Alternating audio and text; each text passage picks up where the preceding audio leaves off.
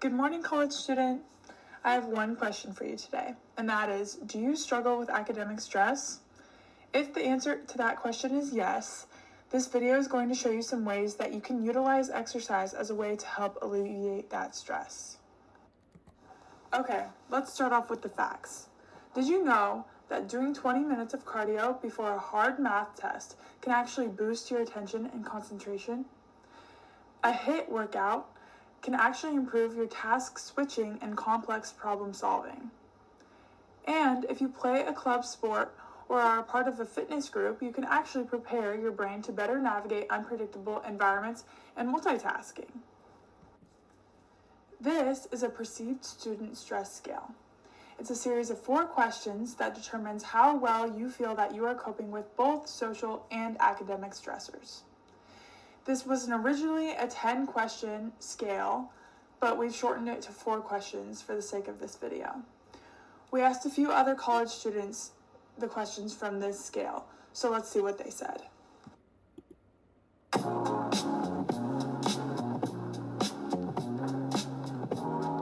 Pressures. Maybe school-related too, just because I feel pretty confident in myself and my abilities. Yeah. Say about a 3, fairly often. Okay. Maybe like a 2.5 or 3? Just are complex. 1, I'm pretty good at. I look at the syllabus in advance. I think I'm pretty good. That's good. You're organized. Yeah. No, not this week. So never. 0. Never 0? Also 2.5. 2.5.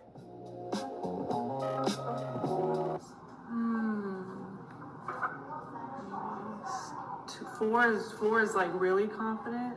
Mm-hmm. Oh, no. 4 is fairly often that you're stressed about it.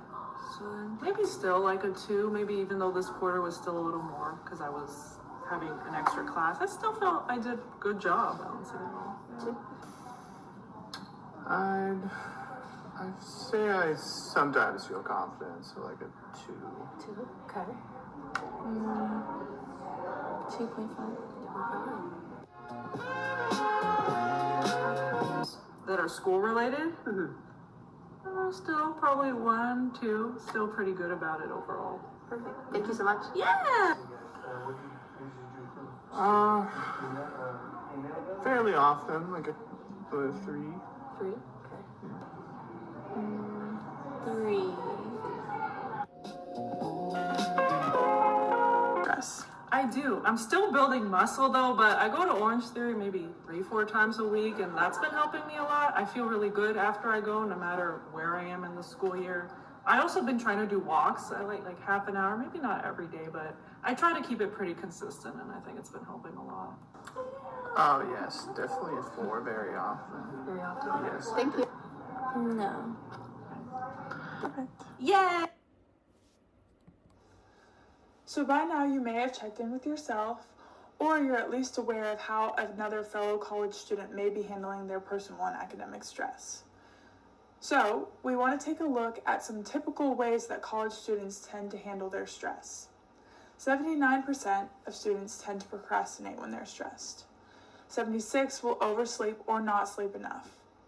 75% will divert their attention to other hobbies or activities. 68% will talk with their family or their friends. 63% will cultivate some sort of bad eating habit. 55% are going to doom scroll. 24% will drink alcohol. 21% go to therapy. 17% find academic support. And 14% resort to drugs. Now, let's take a brief look at how stress activates the sympathetic nervous system and brings the body out of balance. Triggered by a primitive call to survive, the body's stress response is a built-in gift of evolution, without which we wouldn't be here today. The response ranges from mild to intense depending on the cause. Severe stress activates the emergency phase, commonly known as the flight or fight response. It's a complex physiological reaction that marshals resources to mobilize the body and brain and engraves a memory of what happened so that we can avoid it next time. The fight or flight response calls into action several of the body's most powerful hormones and scores of neurochemicals in the brain. The brain's panic button, called the amygdala, sets off a chain reaction on receiving sensory input about a possible threat to the body's natural equilibrium. This activation of the sympathetic nervous system explains why you may feel your heart pounding, your breath constricting, an upset stomach, a dry mouth, or even the need to pee when you're under real or perceived stress, such as giving a presentation or taking an exam. There are multiple ways that we can help bring our body back to homeostatic balance once the stress response has been triggered. Physical exercise is actually one of the best ways to counteract the effects of stress on the brain and body. The purpose of the fight or flight response is to mobilize us to act. So, the physical activity is a natural way to prevent the negative consequences of stress without action. When we exercise in response to stress, we're doing what humans have been evolved to do over the past several million years. Here are some research quotes on how exercise alleviates stress. Regular aerobic activity calms the body so that it can handle more stress before the serious response involving heart rate and stress hormones kick in. It raises the trigger point of the physical reaction. In the brain, mild stress of exercise fortifies the infrastructure of our nerve cells by activating genes to produce certain proteins that protect the cells against damage and disease. So, it also raises our neuron stress threshold. Exercise can help you have a better problem-solving skills, attention, cognitive abilities, and memory. Students who exercise more tend to recover better, especially after stressful events, and engage more deeply in their studies, so regular exercise can help sustain energy, focus, and involvement. Exercise is an important strategy for enhancing both brain function and psychological well-being. Okay, so you may be wondering now how you will find the time, motivation, or energy to add exercise into your overpacked schedule. Adding one more thing onto the to-do list may feel overwhelming or even impossible. Many people consider exercise as an all-or-nothing endeavor. They always want the perfect amount of time, the perfect wardrobe, or even equipment or motivation in order to consider putting exercise into their daily lives. We are here to help you shift that mindset. Just as you would continue to eat or sleep daily, even if you didn't have the perfect meals or the ideal amount of sleep, consider adding in some movement every day, even the imperfect days. Use this movement menu for easy access to ideas, guided exercise activities, all of which can be done with little to no special clothing, equipment, or long stretches of time. Whether you choose low intensity, medium, or high intensity, the potential benefits of feeling less stress, having an elevated mood, and better and higher cognitive functioning will be worth every minute spent. The first item on the menu is a Zen blend. This is more likely to be a low-intensity movement to calm the nervous system, restore a sense of balance, and reduce stress. Some options to choose from would be mindful walking, a 20-minute walk either outside or on a treadmill, or some sun salutations. All of these have an example linked in this video.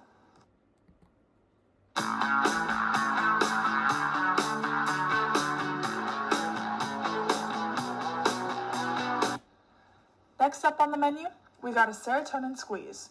This is an aerobic activity, which means we have oxygen, and it's sustained moderate intensity. Benefits are going to include increased energy, better mood, mental clarity, and an increased tolerance for stress. Here are some options you can choose from.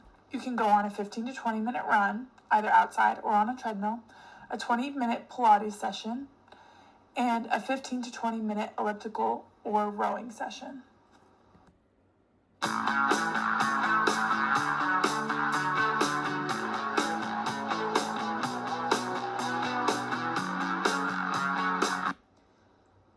Next, we have a Vibe and Thrive. This is going to be an anaerobic, which means without oxygen, activity. This is going to be short periods of high energy exertion. If you are not used to anaerobic exercise, it may feel more stressful than helpful at first, but you will get used to it. Over time, the benefits are increased cerebral blood flow, and improved executive function. Here are some options to choose from. You can do a HIIT workout, which means a high intensity interval workout. No equipment, no jumping needed. You can also jump rope or find a flight of stairs and do some sort of stairs workout, which you will see in the next slide.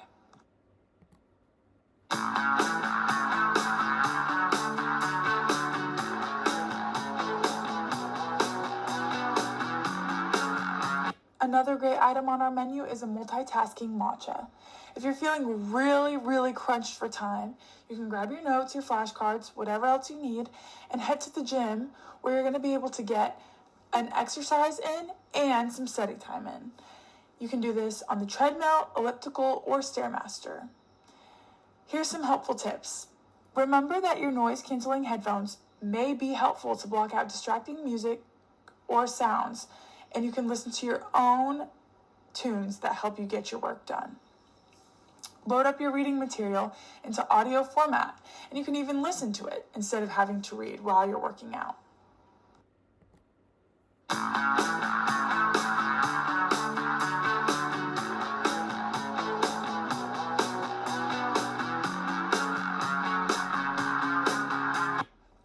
Are you feeling down?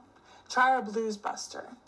This is a way to blend social time with any of the previously mentioned exercise activities for a supercharged dose of motivation, connection, and stress release. And sometimes it's just more fun to have a workout buddy.